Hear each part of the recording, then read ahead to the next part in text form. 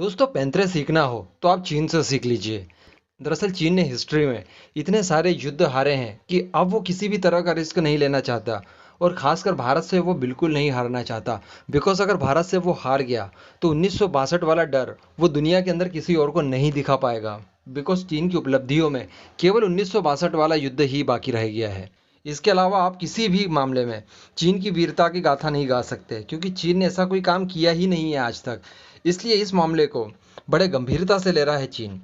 दरअसल दोस्तों चीन ने पेंगोंग झील के अंदर कुछ बहुत ही ज़्यादा गंदी हरकत की है, जो कि भारत के लिए सच में बड़ी परेशानी की वजह है। और भारत ने भी इसके निपटारे के लिए तुरंत कोई एक्शन लेना चाहिए। बिकॉज ये बहुत ज़्यादा गंभीर मामला है।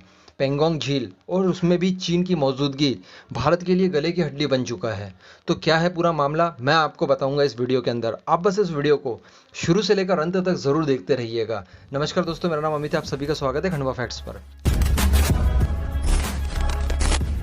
लद्दाख में जारी तनाव के बीच पेंगोंग झील में चीनी सेना ने अपनी type 928D attack boat Pangong Tso lake के अंदर तैनात कर दी है, जिसका मकसद भारत को घेरना है। ये बोट्स न केवल चलने में तेज है, बल्कि इसकी फायरिंग पावर भी बहुत ज़बरदस्त है। चीन ने एलएसी के उस पार लगभग 18 की संख्या में इन बोट्स की तैनाती की है।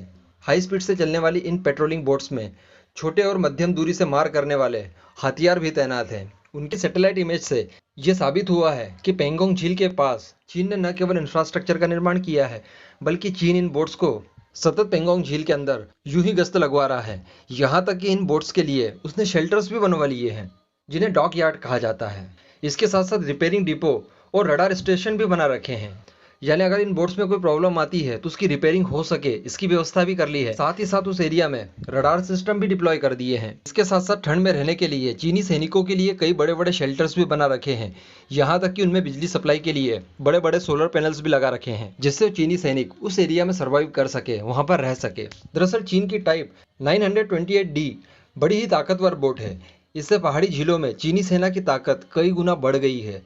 आप ये समझ लीजिए कि जिस तरह से समुद्र में कोई वॉरशिप होता है और वो बड़ा पावरफुल होता है, ठीक इसी तरह से लेक के हिसाब से ये जो टाइप 928D है, ये बड़ी ही ताकतवर है और ठीक वैसा ही काम करती है जिस तरह से समुद्र में कोई वॉरशिप करता है। और दोस्तों चौंकाने की बात यह है कि इन बोट्स के थ्रू चीन ने घुसपैठ करने की कोशिश की थी। यानी ये बात कंफर्म हो चुकी है कि इन बोट्स ने गश्त के दौरान भारतीय सीमा में घुसने की कोशिश की, लेकिन भारत ने रिटालिएट करते हुए इन्हें यहाँ से खदेड़ दिया। ये जो टाइप 928D पेट्रोल बोट है, ये लगभग 45 फीट लंबी है, जबकि इसका बीम 13 फीट का होता है। इस बोट में 295 हार्स पावर की 3 मोटर्स लगी होती हैं, जिससे ये बोट पानी में 38 समुद्री मील प्रति घंटे की रफ्तार से चल सकती है। इस तरह हमलावर बोट में 11 सैनिक तैनात होते हैं। इसका जो सबसे मुख्य हथियार है, यानी जो सबसे पावरफुल वेपन इसमें लगा है, वो है 12.7 MS की एक हैवी मशीन गन। और प्रॉब्लम वाली बात यह है कि इस तरह की बोट्स में कुछ मिसाइलें भी लगी होती है, जो कि दुश्मन देश की बोट्स को ध्वस्त कर सकती है। आई होप कि भारत इसके लिए भी कोई ना कोई व्यवस्था जरूर कर लेगा, और वो भी जल्द से जल्द। बाकी आपका क्या मानना है इस मुद्दे के ऊपर नीचे कमेंट करके जरूर बताइएगा।